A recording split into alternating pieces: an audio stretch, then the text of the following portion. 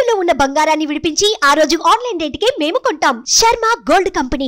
నమస్తే, welcome to Suman TV. నేను గిరిజ. ఇవాళ మనతో పాటు ఉన్న అతిథి వచ్చేసి 2 తెలుగు రాష్ట్రాలకి బాగా సుపరిచితులు. ఎవరు తెలీదు అనే మాట లేదు, బాగా సుపరిచితులు అంటేనే అర్థమవుతుంది. అంతేకాకుండా జ్యోతిష్య పరంగా ఎంతో మందికి మంచి ఉన్నత స్థానానికి వెళ్ళే మార్గాన్ని చూపారనొచ్చు. అలాగే మనకు నిత్య జీవితంలో జ్యోతిష్య పరంగా ఎదురయ్యే సమస్యలకి కూడా ఎంతో మందికి ఎన్నో రకాల రెమెడీస్ కూడా చెప్పారు. మరి తను ఎవరో కాదు, ప్రముఖ జ్యోతిష్య పండితులు, శ్రీచక్ర పీఠ వ్యవస్థాపకులు బ్రహ్మశ్రీ డాక్టర్ ప్రదీప్ జోషి గారు ఉన్నారు. వారితో మాట్లాడదాం. గురువు గారు నమస్కారం. శ్రీమాత్రే నమః. గురువుగారు, మామూలుగా బాలారిష్ట దోషాలు ఉన్నాయని అంటూ ఉంటారు. అసలేంటి బాలారిష్ట దోషాలు ఉన్నాయని మనకెలా తెలుస్తుంది? వీటికి ఏమైనా పరిహార మార్గం ఉందంటారా గురువుగారు? శ్రీ గురుభ్యో నమః. శ్రీమాత్రే నమః. రోగానశేషాన్ అపహాంసి తుష్టా రుష్టాతు కామాన్ సకలాన్ అభీష్టాన్ త్వామాశ్రితానాం న విపన్నరాణాం త్వామాశ్రితాం హ్యాశ్రయతాం ప్రయాంతి. సర్వాబాధా ప్రశమనం త్రైలోక్యస్యాఖిలేశ్వరి ఏవమేవ త్వయా కార్యం అస్మద్వైరి వినాశనం. శ్రీమాత్రే నమః. బాల అరిష్ట దోషములు, బాలారిష్ట నివారణ దోషములు. బాలారిష్ట అంటే అర్థమైంది, బాల అంటే అర్థమైంది చిన్నపిల్లలు అని అర్థం. పుట్టినది మొదలు 3 ఏళ్ల వరకు ఉండేటివి బాలారిష్టాలు. కొంతమంది 3 ఏళ్ళు అంటారు, కొంతమంది 6 ఏళ్ళు 8 ఏళ్ళు అని కూడా అంటారు. 8 ఏళ్ల వరకు బాలారిష్టాలు ఉంటాయి. అప్పటి వరకు బాల్యము, పుట్టినప్పటి నుంచి 8 ఏళ్ల వరకు బాల్యము, 8 ఏళ్ల నుంచి 16 ఏళ్ల వరకు కౌమారము, 16 ఏళ్ళు దాటిన తర్వాత 38 ఏళ్ల వరకు యవ్వనం. ఇది అందరికీ బాల్య యవ్వన కౌమారం, ఇది అందరికీ ఈ స్థితి ఉంటుంది. తర్వాత పౌరుష స్థితి వేరే ఉంటుంది. తర్వాత వృద్ధాప్యం. పౌరుష స్థితి ఏంటంటే మన కాళ్ళ మీద మనం నిలబడ్డము, మన వంశాన్ని వృద్ధి చేసుకోవడం, ఇవన్నీ కూడా పౌరుష స్థితి. అంటే జీవితకాలానికి. ఇప్పుడు ప్రతి మనిషికి బాల్యం అంటే తల్లిదండ్రుల యొక్క అండర్ కంట్రోల్ ఉండడం. తర్వాత కౌమారం అంటే కుమారతత్వం, అంటే 8 ఏళ్ల నుంచి 18, 16 ఏళ్ల వరకు కౌమార్యం. ఈ టైంలో ఏంటంటే విద్యాభ్యాసం నేర్చుకోవడము, పరిపూర్ణుడుగా సిద్ధమవ్వడం. తర్వాత యవ్వనం, విశేష సుఖభోగాలు, సంతానము, వివాహము, ఉద్యోగము, ప్రపంచం యొక్క పోకళ్ళు నేర్చుకోవడం, ఇవంతా కూడా యవ్వనంలో పోతాయి. అంటే 40 ఏళ్ల వరకు. 40 ఏళ్ల నుంచి పౌరుషత్వం, 40 నుంచి 60 ఏళ్ళు పౌరుషం. పౌరుషం అంటే ఏంటంటే లైఫ్ స్టెబిలిటీ ఇవ్వడము, నేచర్కి ఏమైనా చేయడము, కుటుంబానికి సంబంధించిన స్థిరత్వం సాధించడము, ఇంకా మనవాళ్ళు మనవరాళ్ళు ఇవన్నీ చూడడము, ఇవంతా కూడా 60 ఏళ్ళు. తర్వాత వృద్ధాప్యం. వృద్ధాప్యంలో ఏంటంటే ఇంకా శరీర త్యాగం చేయడానికి కావాల్సిన సాధన చేసుకోవడం. ఇది మనిషి యొక్క life cycle, actually general life cycle. దీంట్లో ప్రతి ఒక్క దశలోనూ అరిష్టాలు ఉంటాయి. కౌమార అరిష్టం ఉంటుంది, బాలారిష్టం ఉంటుంది, యవ్వన అరిష్టాలు ఉంటాయి. తర్వాత వృద్ధాప్యంలోనూ మృత్యుగండాలు ఉంటాయి, పౌరుష అరిష్టాలు ఉంటాయి. సో బాల్యంలో వచ్చే అరిష్టం ఏంటంటే హెల్త్ క్రైసిస్, ముఖ్యంగా హెల్త్ ప్రాబ్లమ్స్, ఇంకా లైఫ్ పోవడమే. బాల్యంలో 2 ఉంటాయి, హెల్త్ ప్రాబ్లం రావడము, లేదంటే మరణించడం. ఇవి 2 బాలారిష్టంలో. తర్వాత కౌమారంలో వచ్చేది కూడా ఇదే సమస్య. కౌమారంలో దెబ్బలు తాకడము, లేదా హెల్త్ క్రైసిస్ రాకడము, అక్కడ కూడా గండం ఒకటి ఉంటుంది. తర్వాత యవ్వనం.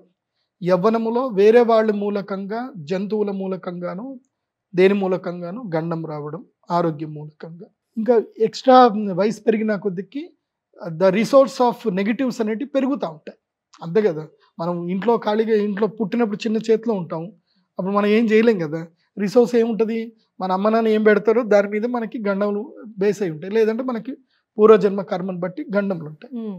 సో ఈ బాలారిష్టాలు ఏమిటంటే కనుక జాతకాన్ని బట్టి చూసి చెప్పాలి. మోస్ట్ ఆఫ్ ద బాలారిష్టాల్లో ఒకటి, పిల్లలకి అనారోగ్యం ఎక్కువగా రావడం. పుట్టిన పిల్లలకి అప్పుడు ఏదో ఒక రోగం ఉంటుంది, అప్పుడు ఏడుస్తూనే ఉంటారు. బాగా తెమడ రావడము, లేదా తల్లి పాలు తాగిన తర్వాత కూడా కక్కుకోవడము, సరిగ్గా అరగకపోవడము, తర్వాత గ్రీన్ కలర్గా మోషన్స్ వెళ్తూ ఉంటారు. సో వాళ్ళకి అన్నప్రాశనం అయిన తర్వాత కూడా వాళ్ళు సరిగ్గా తినరు. కొంతమందికి మాటలు సరిగ్గా రావు, తొందరగా మాటలు రావు, అట్లాగే తొందరగా వాళ్ళు నడవరు. సో ఇలాంటివన్నీ కూడా బాలారిష్టాల కిందకి వస్తాయి. ఏవైతే న్యాచురల్గా జరగాల్సినవి న్యాచురల్గా జరగవో అదంతా కూడా బాలారిష్టం కేటగిరీకి వస్తుంది. అది వస్తే తప్పకుండా ఆయుర్వేద జ్ఞాన పటిమ ఉన్నటువంటి జ్యోతిష్ శాస్త్ర పండితులు సంప్రదించాలి. ఇక్కడ కేవలము లెక్కలేసే జ్యోతిష్యుడిని కాదు సంప్రదించాల్సింది. ఇప్పుడు బాలారిష్టాలకు ఆ జ్యోతిష్ శాస్త్ర పండితుడికి నాడీ జ్ఞానం ఉండాలి. ఏముండాలి? నాడీ జ్ఞానం. అంటే ఆ పిల్లవాడిని చూసి చూడగానే వాడి యొక్క లక్షణం ఏంది, వాడికి ఏ సమస్య ఉంది, కళ్ళతోటి స్కాన్ చేయగలిగారు. అది నేను 3 ఏళ్ళు దాని మీద వర్క్ చేశాను. నేను 3 ఏళ్ళు ప్రతిరోజు అనాటమీ ల్యాబ్కి వెళ్ళడము, డిసెక్షన్ క్లాస్కి అటెండ్ అవ్వడము, human anatomy, human physiology, so ఎలా ఉంటుంది అనేది నేను మణిపాల్ యూనివర్సిటీలో ఎంఎస్సి యోగా థెరపీ నేర్చుకున్నాను.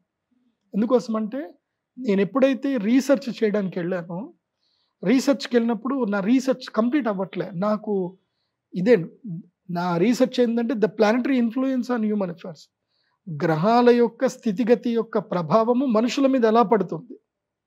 అది ప్రాక్టికల్గా చెప్పాలంటే మనిషి అంటే ఎవడు తెలియాలిగా. మనిషి అంటే మనిషికి ఎన్ని శరీరాలు ఉంటాయి? అందరు మనిషి అంటే ఒకటే శరీరం అనుకుంటారు. మనిషికి 5 శరీరాలు ఉంటాయి. 5 శరీరాలు. అదేంటి గురుగారు? అన్నమయ శరీరము, ప్రాణమయ శరీరము, మనోమయ శరీరము, విజ్ఞానమయ శరీరము, ఆనందమయ శరీరం. 5 శరీరాలు ఉంటాయి ప్రతి మనిషికి. దీన్ని పంచకోశములు అంటారు. తర్వాత మనిషి శరీరంలో ఎన్ని తత్వాలు ఉంటాయి తెలుసుకోవాలి. మనిషి శరీరంలో 25 తత్వాలు ఉంటాయి. ఆ 25 తత్వము లోపల పంచభూతాలు, పంచ జ్ఞానేంద్రియాలు, పంచ కర్మేంద్రియాలు, పంచ తన్మాత్రములు, మళ్ళీ మనోబుద్ధి అహంకారము, ఈ 3 కూడా దాంట్లో సూక్ష్మ శరీరం కిందకు వస్తాయి. ఈ రెండింటిని డామినేట్ చేయడానికి ఈశ్వరుడు, తర్వాత ప్రకృతి, ఇలా మొత్తం 25 కేటగిరీస్ వస్తాయి. ఇది అంతా తెలుసుకుంటేనే మనిషి, లేకపోతే మనిషి కాదు. మొత్తం 30 ఉంటాయి మనిషి లోపల. 30 అంటే పంచకోశములు. ఈ పంచకోశాలు కూడా తెలుసుకోవాలి. మళ్ళీ త్రిదోషాలు తెలుసుకోవాలి. ఏవి? వాత పిత్త కఫాలు ఎలా ఉంటాయి. సో ఒక మనిషిని చూడగానే ఈ మనిషి యొక్క లక్షణం ఏంది, ఇతనికి ఏ రోగం ఉంటుంది, మనిషి నడక చూసి చెప్పేయచ్చు ఇతనికి ఏ రోగం ఉంది, ఇతను అని చెప్పేయచ్చు. దానికి సాధన చేయాలి. కాకపోతే అన్ని చెప్పడానికి ఉండదు, అదొకటి రూలు. అది సినిమాలో త్రివిక్రమ్ గారు ఒక మంచి డైలాగ్ చెప్తారు, జ్ఞానం అంటే అంతేరా, చూసినోడు చెప్పలేడు, తెలినోడికి చెప్పలేడు, తెలినోడికి అర్థం కాదు. సో చూసినోడు చెప్పలేడు. ఎందుకోసం అంటే వాడికి లిమిటేషన్స్ ఉంటాయి. ఇప్పుడు ప్రతిదీ చెప్పేసామనుకో కొట్టేస్తారు జనాలకి. ఎందుకోసం అంటే దాన్ని అర్థం చేసుకునే కెపాసిటీ ఉండదు. అందుకే అన్ని చోట్ల విజ్ఞానం పనికిరాదు. అన్ని చోట్ల నువ్వే గొప్ప అని చెప్పడం, అన్ని చోట్ల నిజాలు చెప్పడం పని చేయదు. సో అందుకే మనము ఈ యొక్క ధర్మరాజుకి ఒక వేటగాడు వచ్చి చెప్తాడనమాట. కిరాతార్జునీయం అని ఒక గ్రంథం ఉంటుంది. ఇది చాలా మందికి ఈ సినిమాలు చూస్తారు, నేను చెప్పిన ఈ గ్రంథాలు చదవండి. కిరాతార్జునీయం అని ఒకటి ఉంటుంది. ధర్మరాజు అడవిలో ఉన్నప్పుడు వచ్చి చెప్తాడు ఎలా నడుస్తుంది రాజ్యం, ఎలా నడిపిస్తున్నాడు, దుర్యోధనుడు ఎలా నడిపిస్తున్నాడు అని ఒక దూత వచ్చి చెప్తాడు. సూపర్ ఉంటుంది, అది చదవాలి. అట్లాగే విదుర నీతి అని ఒకటి ఉంటుంది, అది కూడా చదవాలి. ఇలాంటివి చదవాలి, పుస్తకాలు ఉండాలి ఇంట్లో. ఎవడైతే పుస్తకాలు క్షుణ్ణంగా చదువుతాడో వాడు ఈ హ్యూమన్ లైఫ్లో సక్సెస్ఫుల్ అవుతాడు. ఈ దిక్కుమాన సినిమాలు, రీల్స్ ఇట్లా ఇట్లా వేసుకుంటూ కూర్చుంటే నిన్ను కూడా అందరూ ఇట్లా ఇట్లా అంటారు. అంతే. నువ్వేంటి అనేది ఒక పర్ఫెక్ట్ మ్యాన్గా తయారవ్వాలి. సో ఈ బాలారిష్టాలు తొలగిపోవాలి అంటే అలాంటి జ్యోతిష్ శాస్త్ర పండితులు సంప్రదించాలి. అతనికి యోగా జ్ఞానం ఉండాలి, ఆయుర్వేద జ్ఞానం ఉండాలి, నాడీ పట్టుకునే ఉండాలి. పిల్లలకి నాడి దొరకదు, అది గుర్తుపెట్టుకోండి. ఇది నేను చెప్పిన ఎవరైనా ఆయుర్వేదం చూసేవాడిని అవుతారు, ఏంట్రా చిన్నపిల్లకి కూడా నాడి పడతామని చెప్తున్నావా అంటారు. చిన్నపిల్లకి నాడి దొరకదు, కష్టపడి పట్టుకోవాలి. కడుపు పట్టుకుంటారు, కడుపు పడతారు, సో ఇక్కడ పడతారు. సో చాలా ఉంటుంది నాడి చూడడానికి. సో అలా బుడ్డ పిల్లల్ని పట్టుకోగానే ఇలా చేతులు ముట్టి కాళ్ళు ముట్టి చెప్పేస్తాము, అదంతా స్పర్శతోనే తెలిసిపోతుంది. వీడేంటిది అనేది మా కళ్ళు చూడగానే మాకు తెలిసిపోతుంది. నా కళ్ళే పెద్ద స్కానర్స్. ఎవరన్నా ఇట్లా రాగానే అలా చూడగానే అన్ని టక్ టక్ టక్ మొత్తం వెళ్ళిపోతాయట. అదే సినిమాలో అదే ట్రాన్స్ఫార్మ్ సినిమాని ఇట్లా చూడగానే మనిషి ఇది ఇది ఇది అని పడిపోతాయి కదా, అట్లా మాకు చూడగానే వీడు కఫ శరీరము, వాత శరీరము, ఓకే కాళ్ళు ఇలా ఉన్నాయి, ఇది ముఖం ఇట్లా ఉంది, పాలభాగం ఇంత ఉంది, కళ్ళు ఇంత ఉంది, సాముద్రిక లక్షణాలు శాస్త్రం. సో చూడగానే తెలిసిపోతుంది. కాకపోతే అందరికి అన్ని చెప్పం, తెలుస్తాయి కానీ చెప్పకూడదు. డబ్బులు ఇచ్చినా చెప్పకూడదు. ఎందుకోసం అంటే లైఫ్ థ్రిల్లింగ్గా ఉండదు అని చెప్పేస్తా. ఎప్పుడు ఎంత చెప్పాలో అంతే చెప్పాలి. అందుకే నేను కన్సల్టేషన్ ఇస్తే 5 years వరకే చెప్తాను. 5 years తర్వాత మళ్ళీ 2 అని చెప్తా. అన్నీ అప్పుడే చెప్పేస్తే ఎప్పుడో 10 ఏళ్ళ క్రితం జరిగేదానికి ఇప్పుడు ఏడుస్తా కూర్చుంటాయి మనిషి. జరిగేది ఎప్పుడు జరగక మానదు. కాకపోతే దాన్ని మెంటల్గా మనం రెడీ అయ్యి పెద్దగా అయ్యేదాన్ని చిన్నగా చేసుకోవచ్చు అంతే. జరగక మానదు. అందుకే బాలారిష్టానికి తప్పకుండా పిల్లలు పుట్టగానే జ్యోతిష పండితుడిని సంప్రదించాలి. పుట్టగానే ఎంతవరకు మావాడు ఏమవుతాడు, మావాడికి ఎట్లాంటి పిల్లలు పుడతారు, పెండ్లాం వస్తుందా రాదా ఇవన్నీ అడగొద్దు. పుట్టగానే 5 ఏళ్ల వరకు 5 ఏళ్ల వరకు ఎట్లా ఉంటుంది గురూజీ, వీడి వల్ల ఎవరికైనా గండం ఉందా, వీడి వల్ల మా యొక్క ఇంటికి ఏదైనా అదృష్టం రాబోతుందా, వీడి వల్ల తండ్రికి కానీ తల్లికి కానీ మేనమామకి కానీ మేనత్తకి కానీ తాతకి కానీ ఎవరికైనా కలిసి వస్తుందా, ఎవరికి కలిసి వస్తుంది ఎవరికి కలిసి రాదు, వీడికి ఎప్పుడెప్పుడు గండాలు ఉన్నాయి, వీడి ఆరోగ్య పరిస్థితి ఏంటి, ఏ టైంలో వీడికి ఎలాంటి ప్రికాషన్స్ తీసుకోవాలి, ఇవి మాత్రమే అడగాలి. ఇంతకుమించి ఎక్కువ అడగదు. పుట్టిన పిల్లకి వీడు పెద్దగా అవుతాడా, కలెక్టర్ అవుతాడా, డాక్టర్ అవుతాడా, ఇవన్నీ అప్పుడు అడగకూడదు. అప్పుడు అడిగితే వేస్ట్. అవన్నీ కూడా చెప్పను నేను. అవన్నీ ఎందుకు రా, వాడు స్కూల్కి వెళ్ళినా అప్పుడు రా అని చెప్తా. స్కూల్కి వెళ్ళినప్పుడు ఎంత చెప్పాలో అంతే చెప్తా. 10th క్లాస్ అయిపోయిన తర్వాత రా అని చెప్తా. మళ్ళీ 10th తర్వాత ఈ డిగ్రీ వరకు ఎంత చెప్పాలో అంతే చెప్తా. డిగ్రీ తర్వాత రా అని చెప్తా. డిగ్రీ తర్వాత ఇంకేం చెప్పాలో చెప్తా. తర్వాత పెళ్ళి అయ్యేటప్పుడు రా అని చెప్తా. వస్తారా గురువు గారు? నా దగ్గరకు ఒకసారి వచ్చారు అంటే కంటిన్యూగా రావడం ఉంటుంది. అలా ఫైల్ ఉంటుంది. ప్రతి ఒక్క వ్యక్తి జాతకం నా దగ్గర ఉంటుంది. వాడికి నేను టిక్లేసి పెట్టుకొని ఉంటాను అనమాట. ఆల్రెడీ నాకు అన్ని తెలిసిపోతుంది కదా, నేను అన్ని నోట్ రాసి పెట్టుకుంటా. కాకపోతే చెప్పటం మాత్రం అంతే చెప్పాలి. ఎక్కువ చెప్పకూడదు. ఎప్పుడు ఎక్కువ చెప్పకూడదు. అతి ఎప్పుడు చెప్పకూడదు. అతి సర్వత్ర వర్జయేత్. ఏది ఎంత చెప్పాలో అంతే చెప్పాలి. ఇప్పుడు ఉదాహరణకి ఒక స్కూల్ టీచర్ ఉన్నారు, తన దగ్గర మొత్తం సిలబస్ అంతా ఉంటుంది. ఒక స్కూల్ టీచర్ కెపాసిటీ ఏంది, మొత్తం సిలబస్ అంతా చెప్పగలుగుతుంది ఆవిడ. టీచర్ కెపాసిటీ ఉంది. కానీ స్టూడెంట్స్కి మొత్తం చెప్పేస్తారా ఒక రోజులో, ఒక క్లాస్లో? కావాలంటే ఒక 48 గంటలు టైం ఇవ్వండి, పోరానందని కూర్చోబెట్టి 48 గంటల్లో టోటల్ సిలబస్ కంప్లీట్ చేసి పంపించేస్తా.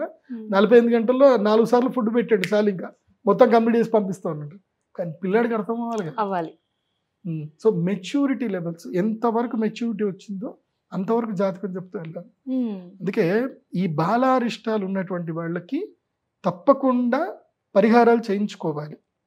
ప్రతి ఒక్క మనిషి పుట్టుకకు ఒక కారణం ఉంటుంది. ఏంటి కారణం ఉంటుంది. ఆ వంశంలో ఎందుకు పుట్టాడు, అనువంశికంగా లెక్కలు తీయాలి. అందుకే ఎప్పుడు కూడా వంశవృక్షము రాసుకోవడము ఒకప్పుడు పద్ధతి. ఇప్పటికీ పద్మశాలి లోపల పద్ధతి ఉంది. పద్మశాలీస్ మెయింటైన్ చేస్తారు. నేను చూసాను, చాలా మంది పద్మశాలి ఇంట్లో చూశాను, కొంతమంది కోమట్ల ఇంట్లో కూడా చూశాను, కొంతమంది నాయుళ్ళు వాళ్ళ ఇంట్లో కూడా చూశాను. కొన్ని ఇళ్లలో అయితే ఉన్నది ఆ పద్ధతి. వంశవృక్షం మొత్తం రాసి పెట్టుకుంటారు. అండ్ తప్పకుండా వాళ్ళ జాతకం ఇవన్నీ కూడా భద్రపరచుకుంటారు ఇంట్లో. అంటే వాళ్ళు ఈయన ఏ నక్షత్రంలో పుట్టారు, ఏం కథ, ఒక చార్ట్ ఉంటుంది వాళ్ళు. మీరు కూడా తప్పకుండా మీ వంశవృక్షం ప్రిపేర్ చేసుకోండి. ఎందుకోసం అంటే మీ ఇంట్లో మీ తాతగారు పుట్టొచ్చు, మీ ముత్తాతగారు పుట్టొచ్చు, అంటే అవే నక్షత్రాల్లో ఆల్మోస్ట్ తెలిసిపోతుంది. పుట్టుక గిట్టుక ఇవి 2 నోట్ చేసి పెట్టుకోవాలి. పుట్టిన టైము, చచ్చిన టైం, ఈ 2 ప్రతి ఒక్క వ్యక్తిని నోట్ చేసి పెట్టుకోవాలి. గిట్టిన టైం బట్టి మళ్ళీ ఏ వంశంలో ఎప్పుడు ఏ రూపంలో ఎక్కడ పుడతారు అని కూడా చెప్పొచ్చు. కాకపోతే అది 100% యాక్యురెన్సీ అయితే ఉండదు. పుట్టిన తర్వాత రావాలి, వచ్చి మా వంశంలో ఎవరైనా అంశతోటి పుట్టాడా కనుక్కోవచ్చు, తెలుస్తుంది. సో దాన్ని బట్టి వాళ్ళకి సంబంధించిన అదృష్టాలు కూడా తెలుస్తాయి. గురుగారు, మరి ఈ బాలారిష్ట దోషాల నివారణ ఏ విధంగా, ఎక్కడ, ఎవరితో చేయిస్తే మంచిదంటారు? తప్పకుండా బాలారిష్టము చేయించిన తర్వాత రక్ష తప్పకుండా తీసుకోవాలి. పిల్లవాడికి రక్ష ఇస్తాం. అది ఒక ప్రత్యేకమైనటువంటి ద్రవ్యముతో చేసినటువంటి రక్ష ఉంటుంది. నల్లతారికి ఒక ద్రవ్యం పెట్టిస్తాం. అది నేను చెప్పాను అనుకోండి, ప్రదీప్ జోషి గారిది కాపీ పేస్ట్ చేసుకొని జోషి గారు చెప్పినట్టుగానే మేము కూడా అదే ఇస్తా ఉండి అని అంటారు. సో ఆ సీక్రెట్ నేను చెప్పను. అది ఒక ద్రవ్యం ఉంటుంది. ఆ ద్రవ్యంతో మేము పూజ చేసి ఆ రక్ష ఇస్తాం. అవి దాదాపు 20 తాళ్ళు ఇస్తాం, దారాలు ఇస్తాం. అందుకోసం అంటే మళ్ళీ మా దగ్గర రాలేరు కదా. సో ఆ పిల్లాడికి ర్యాష్ అది రాకుండా చేయడం కూడా అది ఇస్తాం. తర్వాత ఏవైతే ఉంటుందో ప్రికాషన్స్ కూడా ఇవి చెప్తాం. ఇవి మా శ్రీచక్ర పీఠంలో ప్రత్యేకంగా మాత్రమే చేయిస్తాం. బాలారిష్టాలు ఏంటి ప్రత్యేకంగా, సామూహికంగా చేయించడానికి ఉండదు. ఓకే. బాలారిష్టాలు కావాలంటే మీరు బుక్ చేసుకోవాల్సిందే. ఎందుకోసం అంటే మీ వంశోద్ధారకురాలు మ్మ్. పుట్టినప్పుడు వాళ్ళ మీద మీరు ఖర్చు పెట్టడంలో అయితే తప్పేం కాదు అని నేను చెప్తాను. ఖర్చు పెట్టుకోవాల్సిందే. ఎందుకోసం అంటే మీ వంశానికి రాజయోగం రావాలన్నా ఏది జరగాలన్నా దీంతో బిగినింగ్. సో ఇక్కడ ఇన్వెస్ట్మెంట్ పెట్టాల్సిందే. దీంట్లో మాత్రం పిసినారితనం లేదు. నో ఎక్స్క్యూజ్నెస్. ఇక్కడ ఎక్స్క్యూజ్నెస్ లేదు, పిసినారితనాలు లేవు. నేను ఏ విషయంలో అయినా సరే మీరు ఏదైనా ధ్యానం చేసుకోండి ఇవి చేసుకోండి అని చెప్తాను. ఈ విషయంలో చెప్పను. ఎందుకోసం అంటే పుట్టుక అనేది గొప్పది. వాళ్ళని ఎలా చేయొచ్చు అనేది మనం మేనిఫెస్టేషన్ చేయొచ్చు. దాంట్లో జ్యోతిష్ శాస్త్రం ఉంది. సో వీడికి ఎప్పుడెప్పుడు ఏమవుతుంది, ఎట్లా అవుతుంది, వీడి జాతకంలో ఎవడి కలిసి వస్తుంది, ఎవడి కలిసి రాదు అన్నీ ఉంటాయి. అవి ఎంత లెక్క చెప్తాను నేను. చెప్పినాక పరిహారంలో కూర్చోబెడతాం. తప్పకుండా ఆ పరిహారము కుటుంబం అంతా కూర్చొని అమ్మవారి సన్నిధానంలో చేసుకుంటే మంచిది. ఎందుకోసం అంటే అమ్మల గన్నయమ్మ, ముగ్గురమ్మల మూల పుటమ్మ, చాలా పెద్దమ్మ. అయితే గురుగారు మరి అంటే ఏ సమయాలలో చేస్తే మంచిది గురుగారు? మరి దానికి కేటగిరీస్ ఉంటుందా? ఆ నక్షత్రం, పుట్టిన నక్షత్రాన్ని బట్టి ఆ నక్షత్రంలో చేయించడమా లేకపోతే అరిష్టం ఎంత తీవ్రత ఉంది దాని మీద చేయించడమా ఉంటుంది. అయితే ఇది బాలారిష్ట దోషానికి నివారణ ఒకటేసారి చేయించవచ్చా, లేదంటే అది కూడా ఏమన్నా రిపీటెడ్ గా చేయించే ఛాన్సెస్ ఏమైనా ఉంటాయా? ఒక్కసారి సరిపోతుంది. ఒక్కసారి బాలారిష్టం చేయించాలి. మళ్ళీ ఏదైనా రిపీటెడ్ గా ఏమన్నా ఇంకెక్కువ ఏమైనా అనిపిస్తుంది, మళ్ళీ ఇంకొక హయ్యర్ లెవెల్లో మళ్ళీ చేయించుకోవాలి. మోస్ట్లీ 2 సంవత్సరాలకు ఒకసారి 8 ఏళ్ళు వచ్చేంత వరకు చేయించుకుంటే మంచిది. 2 years ఒకసారి. డబ్బులు బాగా ఉన్నాయి, మా పిల్లాడు మంచి మాకు గ్రోత్ కనిపిస్తుంది చేయడం అంటే ఎవ్రీ ఇయర్ చేయించుకోవాలి. పుట్టినప్పుడు ప్రతి ఇయర్ బర్త్డే టైంకి ముందు వారం రోజుల ముందు చేయించుకోవాలి. ఓకే, డిపెండ్స్ ఆన్ ఫైనాన్షియల్ అన్నమాట. పూజ చేయించాలంటే మినిమం ₹1,00,000 దాకా అవుతుంది. ఎందుకోసం అంటే పెద్ద పూజ అది, ఇవన్నీ కూడా తప్పకుండా చేయించుకోవాలి. దీనికి ఎంత సమయం పట్టొచ్చు గురువు గారు? మరి 4 గంటలు టైం పడుతుంది. 4 గంటలు. కాకపోతే అర్చన చేసే వాళ్ళకి ఎక్కువ టైం, తల్లిని ఎక్కువసేపు కూర్చోబెట్టాం. తల్లి ఒకవేళ కనుక అప్పుడే ప్రసవించి ఆ కష్టం ఉంటే తల్లిని ఎక్కువసేపు కూర్చోబెట్టడం ఉండదు. తల్లికి జస్ట్ సంకల్పం చేయించి తల్లి బిడ్డను పంపించేస్తాం. తర్వాత చేయడం అంతా బ్రాహ్మణులు, అర్చకులు వాళ్ళు చేస్తారు. ఎందుకోసం అంటే వాళ్ళని పిల్లల్ని అంతసేపు కూర్చోబెట్టలేం కదా. సో కూర్చున్నంతసేపు వాళ్ళు కూర్చున్నంతసేపు వాళ్ళకి రెస్ట్. పక్కన ఎక్కడ వెళ్ళి రూమ్లు ఉంటాయి, కూర్చొని పాలు ఇవ్వడమో పడుకోవడమో ఏమైనా చేసుకోవచ్చు. చేసేదంతా మా బాధ్యత. రక్ష చేసి ఇస్తాం, రక్ష చేసి ఇవ్వడం ముఖ్యం. అయితే దోషం ఉంది అనేది ఒకటి, మీరు స్టార్టింగ్ లో చెప్పినట్టుగా కొన్ని లక్షణాలు. రెండవది జాతక చక్రం మీకు చూయించినప్పుడు అంతేనా? జాతక చక్రం చూయించుకొని పోవాలి. జాతక చక్రం చూయించుకోకుండా ఇదే జరుగుతుంది బాలారిష్టం చేయించేస్తామని పరిగెత్తుకుంటూ రాకూడదు. జాతకం చూడాలి. బాలారిష్టం ఏంది అనేది కేటగిరీ తెలుసుకోవాలి కదా. తెలుసుకోకుండా అన్నిటికీ వెళ్ళిపోకటం చేయడానికి ఉండదు. అది ప్రతి రోగానికి ఒక మందు ఉన్నట్టే ఏ అరిష్టం ఉంది ఎక్కువగా, ప్రాణగండం ఉందా, ఇప్పుడు స్కిన్ ఎలర్జీస్ వస్తున్నాయా, లేకపోతే మాట రాదా, లేకపోతే డైజెషన్ ప్రాబ్లం ఉంటుందా పిల్లవాడికి, కళ్ళకి సంబంధించిన ప్రాబ్లం ఉందా, లేదంటే ఆటిజంతో పుట్టాడు పిల్లవాడు, చాలా ఉంటాయి. ఇవన్నీ తెలియాలి. అని తెలియాలంటే కొంచెం మెడికల్ నాలెడ్జ్ కూడా ఉండాలి. శరీర రచనా శాస్త్రం తెలిసి ఉండాలి, సాముద్రిక రచనా శాస్త్రం తెలిసి ఉండాలి. చాలా ఉంటాయిలేండి. ఒక్కదాంతో సరిపెట్టేది కాదు, ఒక్క విషయంతో తెలిసిపోయేది కాదైతే. చెప్తున్నా కదా, పెద్ద మహాసముద్రం జ్యోతిష్యం అనేది. ఎస్ గురువు గారు. సో బాలారిష్ట దోషాలని అంటూ ఉంటారు, కానీ అది ఎట్లా వస్తుంది, ఏంటి, ఏ విధంగా చూయించుకోవాలి అనేది కూడా కొంతమందికి బాలారిష్టం ఇంకోటి ఉంటుంది. ఇది పేగు మెడకి చుట్టుకొని పుడతారు, అది కూడా దోషం ఉంటుంది. ఇప్పుడు ఈ కాలంలో అసలు ఏ డాక్టర్లు చెప్పరు పేగుల మెడకి చుట్టుకొని పుట్టాడు ఏం చెప్పలే. కోయడం, తీయడం, మెడ చుట్టుకున్న తీసేయడం, అంతే కట్ చేయడం అనుకుంటారు. పేగు మెడకు చుట్టుకుంటే తప్పకుండా వాడి జాతకం ఇమీడియట్లీ కన్సల్ట్ చేయాలి. పేగు మెడకు చుట్టుకుంటే అదేదో న్యాచురల్గా జరిగిపోతుందండి అని అంటే అట్లా ఉండదు. అట్లా న్యాచురల్గా జరుగుతుంటే అందరికి జరగాలి, అందరికి జరగదు కదా, కొంతమందికి మాత్రం ఉంటుంది. సో పేగు మెడకు చుట్టుకొని పుట్టాడు అంటే మినిమం గండమే పక్క, డౌట్ లేదు. పరిహారం చేయించాల్సిందే పక్క. మినిమమా మేనత్త ఇద్దరు పరిగెత్తుకుని రావాల్సిందే. ఇంకా ఏమండి మా మేనల్లుడు పుట్టాడు పేగు మెడకేసుకొని గురుగారు రావాల్సిందే, తప్పదు ఇంకా. ఓకే గురుగారు, చాలా విషయాలు షేర్ చేసుకున్నారు గురుగారు. బాలారిష్ట దోషాలు అనేది ఎస్పెషల్లీ చిన్నపిల్లలకి ఎప్పుడు వస్తుంటాయి, ఏంటి, ఎట్లా ఉంది అనేది జాతక చక్రం పరంగానే తెలుస్తుందని అంటున్నారు. సో ఇది చాలా మందికి ఉన్న సందేహం, అంటూ ఉంటారు జనరల్గా, కానీ పూర్తి వివరణ తెలియదు వాళ్ళకి. సో మీ వివరణతో వాళ్ళకి చక్కటి ఒక అవగాహన అయితే వచ్చింది అనుకుంటున్నాను గురుగారు. ధన్యవాదాలు. శ్రీమాత్రే. సో చూసారు కదండి, ఇలాంటి పరిహారాలు చేయించుకోవాలనుకున్నా లేదంటే నేరుగా గురువు గారిని కలుసుకోవాలనుకున్నా కూడా pradeepjoshi.com వెబ్సైట్ని సంప్రదిస్తే గురువు గారిని మీరు కలుసుకునే అవకాశం ఉంటుంది.